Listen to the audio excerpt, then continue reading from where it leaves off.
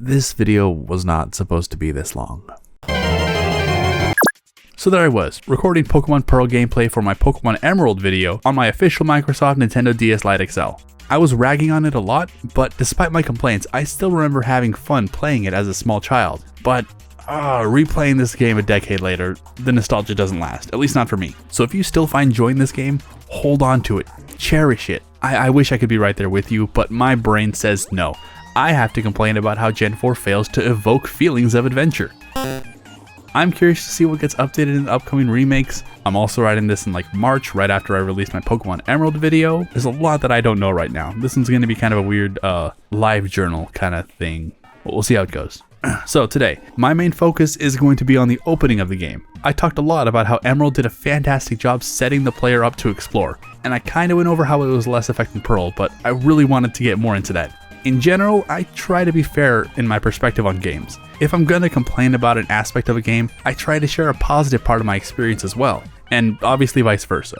No game is empirically perfect. However, upon replaying the opening of Diamond Pearl, I experienced little to no joy. I really don't have anything nice to say about the opening of Diamond Pearl, and while I don't want to trash on a game without just a little bit of balance, I also really want to dig into my disappointment with this entry. So what I'm going to do is talk about Platinum after I rant about Diamond Pearl. A little bit of compare and contrast. As of writing this part of the script, I haven't played Platinum, but allegedly it's the better version of Gen 4 and one of the best entries in the series. So will I give Platinum compliments or just trash on Gen 4 some more? I don't know, let's stick around and find out. So in Diamond and Pearl, the game starts you out by making reference to the red Gyarados from Pokemon Gold Silver. It's not overbearing and super in your face about it. It's just a neat moment to say, hey, I remember that, and wow, look at us. First thing out the gate, and I'm complimenting Pokemon Pearl. Maybe the intro to this game isn't so bad after all.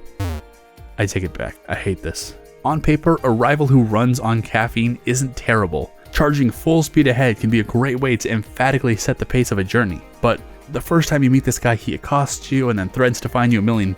It's a lot. My first impression isn't he's my rival or even he's my friend. For me, the feeling was he's that guy on the bus that I'm gonna try and avoid eye contact with. The eagerness is exhausting as it is, but it is made so much worse because of the rest of the setup. The enthusiasm of his character ends up dragging you along more than pushing you ahead. This is supposed to be the magical first step of meeting your new Pokemon friend before starting out on your journey, but it's not very empowering. You're defending yourself after the human embodiment of Monster Energy pulled you into a bad situation. After that incident, you go back home and your mom tells you to apologize for taking Professor Rowan's Pokemon, and this is where she gives you the run and choose. It's not to start you out on your grand adventure, it's to hurry up and go say you're sorry. Whatever. You apologize, Grandpa has hearing issues, but he doesn't trust you to have an adventure and catch Pokemon. Then Rival 2 tells you to look at some buildings. This used to be optional, but whatever. It's time to head out on your journey. Oh, I gotta go back home and talk to my mom? Let her know I'm gonna be gone for a while? Okay, sure. But now I'm all set to have an adventure, right? No? Now I gotta learn how to catch Pokemon? Alright, fine. That's a core mechanic and we can't assume everyone has been playing since Gen 1. But now you're officially on your journey. It's smooth sailing through your first route and hey, look, it's the next town. Dude, I just saw you. Literally right over there. You are constantly getting stopped by people when you enter a new area. There is no natural momentum to this game. After this talk, you can't go further because it's important to check out the trainer school. And then wait, go talk to some clowns. One of them will tell you that EXP is a thing. That's something that the game has let you experience organically, but no, Pagliacci has to spell that out for you. Now, you get your watch, which, okay, fine, nice. You've got your gamer watch, now can you go have an adventure? No, you take 5 steps and now you gotta have a rival battle. I just want to see what's over there. It looks neat, but I'm not allowed to. Enter a cave, someone stops you to talk. Exit that cave, someone stops to call you a noob. You're not getting to experience the Sinnoh region. You're getting taken on a tour and, bro, why? I just saw you too. The game is just constantly putting characters in to help show you the world, but I don't need it. In spite of everything I've complained about, I'm actually still interested in playing your game, so just let me play. Required story beats aren't inherently bad, just loosen the reins a little, because this pattern of walking into a new area and then getting stopped by an NPC happens all the time, well after the tutorial. It's done in other Pokemon games too, but the pacing feels better. There's also a lot more work put into the writing. I can't stand this dude, and I hate how much we are required to talk to him. Speaking of required things, I want to jump back a bit. It kinda bums me out that the game starts with unavoidable trainer battles. Obviously, battles are a core tenet of the Pokemon series, but there's a satisfying minigame in sneaking around the trainers. I think these gauntlets are fine later when you want to impose a challenge on the trainer, but again, we are just starting out and I'm exhausted. Anyway, this guy talks and yada yada, I've complained enough about him. The gym leader isn't home, so you have to go into a cave and then you tell Rourke to go do his job so you can get on with the game. You kick his ass and then it's on to more disappointments. I've already talked about how this part of Orberg Gate fails to encourage you to explore. It's a cave, which is already a rough first place to explore, but if you do so choose to take on that challenge, you get stopped by more obstacles. You want to explore? Too bad, you can't. Have fun walking out of the cave now, asshole. If you want to see an example of encouraging exploration done well, watch my Pokemon Emerald video. I'm begging you. Anyways, that pretty much wraps up the intro into Pokemon Diamond Pearl. The game lightens up a little, but not enough. The frequency at which you are forcibly stopped to have an NPC talk to you is still too often for my patience. Cynthia asks you to deliver the Gatorade to the hungover Psyducks, and then she shows up after your little DoorDash delivery to then task you with an Amazon delivery to her grandma. I get that they want to give us a narrative purpose for traveling this way, but I'm on an adventure. I'm gonna go check out what's going on over here because the Psyduck moved and then my lizard brain goes, ooh, new area, wonder what's over here. The simple act of opening up the path should be inviting enough. I don't hate Cynthia or her grandma, but the frequency at which these inorganic motivations show up, I'm just tired, okay? Here, let me say some nice stuff about Diamond Pearl. The design and layout of the world, really cool. Sinnoh region is really expansive and there's a lot to be discovered. It's a cool world, but it's wrapped in so much tedium that I personally can't find joy in it. The hate on Gen 4 alarm is back and there's nothing I can do about it. I'm sorry. Everything from the abrasive rival to the passive call to action to disincentivizing exploration to the deluge of NPCs stopping you to baby you through the game. I sincerely tried to go in with an open mind and just enjoy the game for what it was, but after I beat the 6th gym, I promptly stopped recording. I know I'm missing out on the whole battle zone and like 50 different legendary Pokemon to discover in Sinnoh, but I don't want to play a game that I'm personally not having fun with because it gets good eventually. Especially because I remember not liking Mount Coronet as a kid, so current me is probably going to hate it even more. I really hope they make some changes in the remake because I feel burnt out already. It's fine. I don't think I'm going to finish Pokemon Pearl again, and that's okay with me. I don't want to be mad at a children's game from 2006. Now I'm riding again in October. I've spent a lot of time away from these games and I've cooled off, so now let's get to Platinum. Does it improve on things that made me upset in Diamond Pearl? I don't know. Let's find out. So, right off the bat, the visual presentation is notably better. The animated characters in the avatar select screen were nice. Nothing game changing, but it's just a little bit of, oh look at that, how cute. Anyways, after you mash through the usual lecture, you're greeted with a slightly different TV topic. It's a quote from Professor Rowan saying, something Pokemon are neat. I liked the Pearl text more because it was making reference to other games, but this change is so lateral, I see no point in getting nitpicky about it. It's a perfectly harmless change. Oh, get out of my room. I knew that he was still here and that he would still be incredibly exhausting, but why they gotta do this? Mom, why did you let this feral child into our house? Alright, okay, calm down, just started, there's no need to be this upset. So after he does a friendly Beacon D, we go to his house, he does the thing, it's fine, and now our rival wants us to sprint through some tall grass to go bug Professor Rowan, who stops us just in the nick of time. We tell him that we really love Pokemon, and then he's like, okay then, you dumbasses were about to be killed by a Bidoof, but y'all got Moxie. Here, take one of these Pokemon.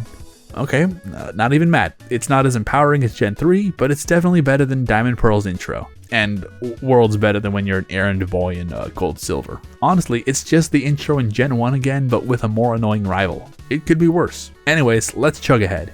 You have your government-mandated rival battle, and after a good night's rest, you head to the lake where Edgelord Magumbo is busy monologuing. Maybe it's exciting if this is your first time playing through and you don't know his whole shtick, I couldn't tell you, but whatever, we keep going. You make your way to go meet with Professor Rowan and... yeah, okay, spoiler alert, the shit that I hate is still here in full force. You are constantly being interrupted when you enter new areas to have a character exposit something at you. Look how far we walked just to show us the lab. This sign right here? Why even have it if you aren't going to let me look around for myself? You still have to go through the rigmarole of being shown things that I would love to figure out on my own. You still have to go on a clown hunt where Pagliacci tells you that you can gain experience through battle. Bitch, I know. It's obviously not Pagliacci's fault that the devs made him say that, and I'm sorry for yelling at him like this, but the fact that it's required dialogue is just insulting. Listen, I really don't want to be this upset at a Pokemon game, especially when I know people love it so much. So let me just take a second to talk about things that I genuinely liked during my playthroughs. It was nice to see a wider variety of Pokemon throughout my playthrough of Platinum. It genuinely made me happy to see more Pokemon like Lickitung and Houndour in the wild. And like I mentioned earlier, the visual polish is really satisfying in Platinum. I've said it before that I'm not a fan of the art direction in this game. The 3D assets on a 2D plane aren't my cup of tea, and neither are the battle effects. But the updated sprite work is nice. The back sprites have a whole other frame for their animations to work with, which goes a long way, and their front sprites went through some reposing as well. Look how happy this guy is. The important trainers get a couple frames of animation as well. It gives them just a pinch of personality, and it makes your rival even more punchable. This little stand is pointless but cute, this little archway is a nice touch, and the updated little caption box art for the different areas is charming. I think the new Pokemon status bar in battle looks kinda bad, but it also looks like a Buster Sword, and that just makes me happy. Galactic Headquarters still looks dumb, but in a different way, and I think that's fine. Also, I think it's super weird that we invade their headquarters after the second gym. No, not yet. I won't give into the hate right now. I was kinda mean to Riley in my last video, but during my Platinum playthrough, I was able to appreciate that the stat trainers kept you at full health, which makes it way easier to grind levels. I would have rather had less grinding to do, but that's fine. And that's more an issue pertaining to the greater genre of RPGs as a whole anyways. The updated gyms are mostly pretty cool. I really like the weird flashlight maze that they did for Fanta's gym. Way more interesting and thematically appropriate than the math problems they threw at you originally. Though to be fair, the changes to Gardenia and Maylene's gym aren't very good. This little flower clock thing is not that exciting, and the punching bag is just kinda clutter on the screen. They weren't bad, but they weren't better either. Okay, what the hell is this? I was combing through my footage to find things to compliment in Platinum, and I had completely blocked this out of my mind. They show you a mysterious mansion behind a cuttable tree. Dope. We are about to go learn cut, so this is a promising tease that gets rewarded swiftly. But then, I get swept up into this asshole charade, do the stuff in Galactic Headquarters, and then when I'm ready to go check out the mansion, they put this criminal in my way and tell me to go check out Cycling Road. I hate this. What harm is there in me going back to check out the mansion? Maybe if I immediately went to go check out the mansion instead of doing plot, this wouldn't be an issue? But why would you block me in the first place? There's no required dialogue on that route, so it's not like they even had the flimsy excuse of plot to limit my exploration. What do you mean I can't check out Cycling Road now? This did not need to be the order of operations here. I can't. This game sets such a crummy precedent at the start of the game and follows through on it. I wanted to focus on the tutorial, but it really is a testament to their consistency that the things I couldn't stand at the beginning are prevalent throughout the rest of the game. And this is in Diamond, Pearl, and Platinum. The elements I like about this game just aren't enough to save it for me. As I play it, Pokemon is about going on an adventure and building a team with fire-breathing dogs. This game has like 0 fire-type Pokemon, but honestly that doesn't even bother me at this point. And I could care less about the regional villains like Edgelord Sasuke over here and his monologues and his goals to get rid of emotions. It's so duh.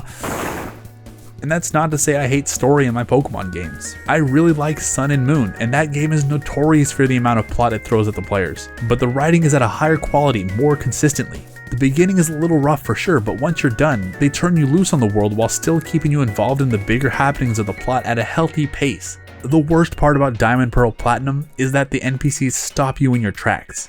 You're forced to talk to NPCs in basically every RPG, but in most other games, it's within your control to talk to them. Oftentimes that level of control is an illusion because you have no other options if you want to progress, but that little bit of agency to choose when you press the A button to have those interactions feels so much better than being stopped in your tracks and having the game constantly ripping control away from you to just exposit some plot.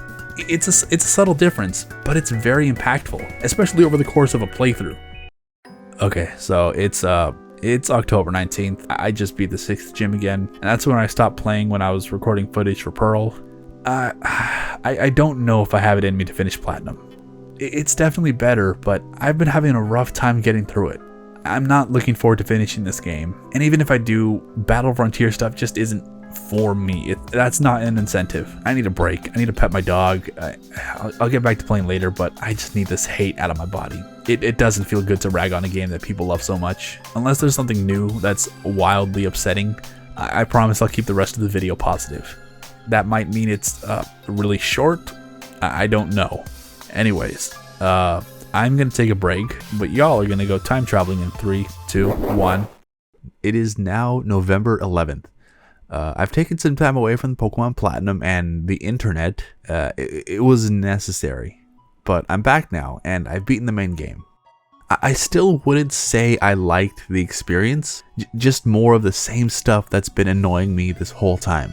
All of the pace-ruining NPCs were ever present, the environments are still miserable to slog through, there's lots of secrets in the snow and the marsh and the big-ass mountain, but I really don't have it in me to go back into the cave that I was already just in to get a couple of items that they didn't let me get before. Oh, right, I was supposed to say nice things. The distortion world is pretty neat, I guess. It was nice to slowly maneuver through a weird environment. This little bit of temporal distortion was pretty fun. Camera angles were kind of weird at times since you could only move in the cardinal directions, and this waterfall got me stuck for a minute, but I chalked that up to me being a fool, and I was too quick to assume that it was just another obstacle that I would have to revisit later. I want to take this as an opportunity to rant about how the Sinnoh region has established this anti-exploration design by putting obstacles in your way that require poorly paced backtracking, but it isn't worth me getting on my petty soapbox and tacking on another 5 minutes to this long ass video. I am okay with acknowledging that I'm just a ding dang dum dum. Whatever. The usual suspects of negativity aside, I did have more fun playing through the game this time around. I slowed down a bit. I took time to go back and get the seals for my Pokeballs. I played underground. I spent a little more time talking to NPCs. I tried to actually live in the world, and while it didn't change my opinion on the game, it did make my time in the endgame a little less grating. I challenged a bit of the battle frontier and it was fun, but would I say it was worth the rest of the unfun experience? No, not in the slightest. I don't know, I have tried really hard to have an open mind and just enjoy this generation, but upon revisiting it, I really just couldn't get into it. This game isn't for me. Exploration is really important to me in games like this, and it's an absolute travesty, and the rest of the Diamond Pearl experience just doesn't do enough to make up for it. I'm not getting the remakes. If they're going to be faithful to the old games, I know that I'm not going to have a good time with it. But that's just me.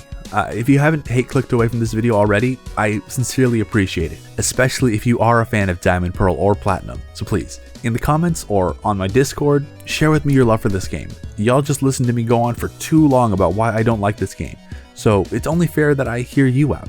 I want to know what I'm missing out on, so please go on a loving tirade.